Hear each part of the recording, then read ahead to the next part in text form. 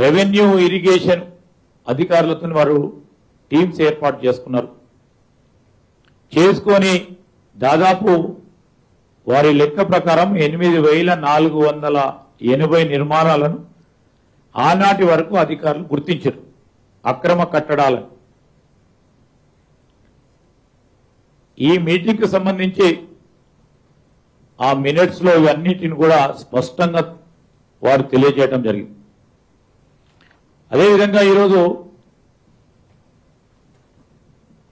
అనేక సందర్భాల్లో మనం పేపర్లో కూడా చూస్తా ఉన్నాం. సరే, ఓ మూసీ నది ప్రక్షాళన జరిగితే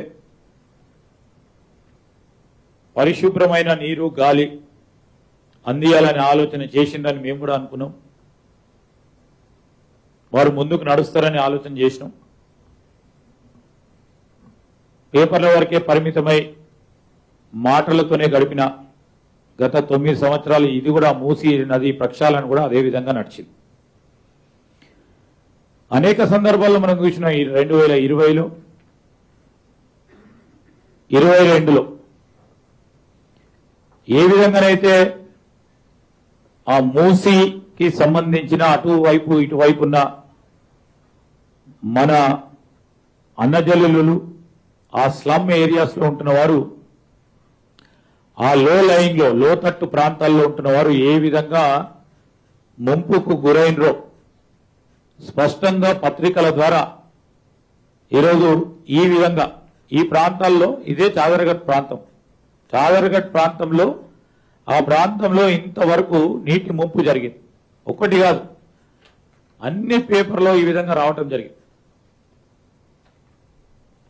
ఈ విధమైన వార్తలనే కాదు, ప్రతి ఒక్క పౌరుడు అయ్యో ఈ విధంగా అక్రమ కట్టడాలుంటే వీరికి ఏదైనా ఆలోచన చేసి R&R ఇచ్చి వీరిని ఇక్కడి నుంచి ఇతర ప్రాంతాలకు తరలిస్తే బాగుంటుందని ఆ ప్రాంతవాసులు కూడా అప్పుడు కోరిండు. చాలా సందర్భాల్లో ఇబ్బంది పడిన ప్రజానికం.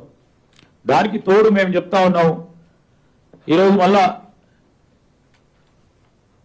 ఒక ఎక్స్పర్ట్ కమిటీ 15/5/2019లో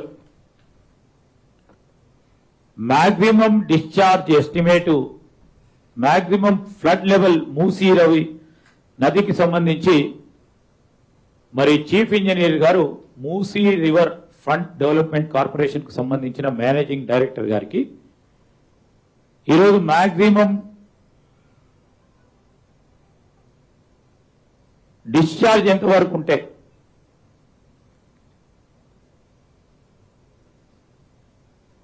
ఆ మ్యాక్సిమం డిశ్చార్జ్ కంటే ఎక్కువ ఒక క్యూసెక్ ఎక్కువైనా అనేక మందికి ప్రాణహాని కానీ ఆస్తి నష్టం కలుగుతుందని స్పష్టంగా వారు చెప్పడం జరిగింది. దాంట్లో భాగంగానే 15 మే 2019లో 1,50,000 క్యూసెక్స్ ఈ మినిమం డిశ్చార్జ్ కు సంబంధించి దానికంటే పైబెడుతూ జరిగిందంటే ప్రమాదకరమని వారు ఇచ్చిన రిపోర్ట్.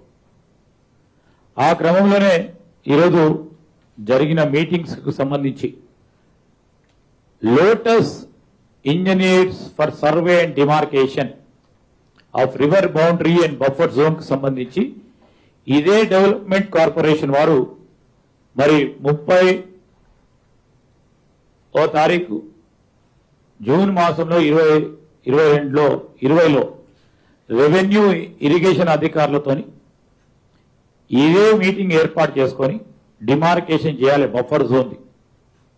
బఫర్ జోన్ డిమార్కేషన్ చేయాలి.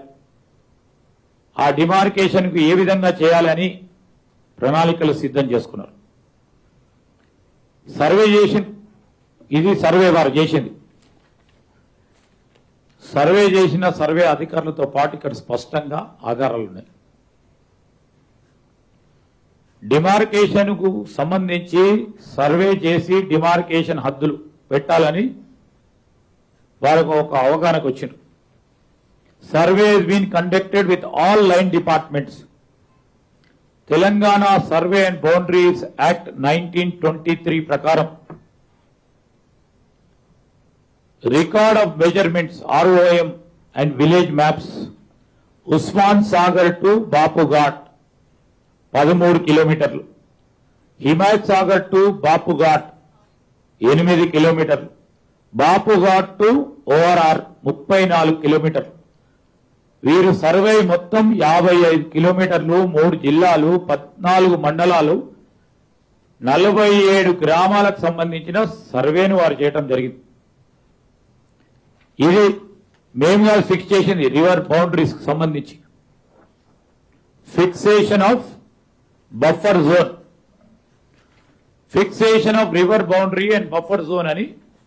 ఇది మీరు చూస్తా ఉంటే ఇవే ఫిక్స్ చేసి ఇక్కడ ఫిక్స్ చేసి మార్క్ చేసింది. ఇక్కడ మార్క్ చేసిన క్రమంలో ఈరోజు GOMS 7 ఏదైతే 2016 రూల్ 3(2) బౌండరీకి సంబంధించి మున్సిపల్ కార్పొరేషను, మున్సిపాలిటీ, నగర పంచాయతీ, HMDA, హుడాకు సంబంధించిన లిమిట్స్ లో ఈ GOMS 7 ప్రకారం రివర్ బౌండరీని నిర్ధారణ చేయడానికి ఒక జీవోను వారు తీసుకురావటం జరిగింది.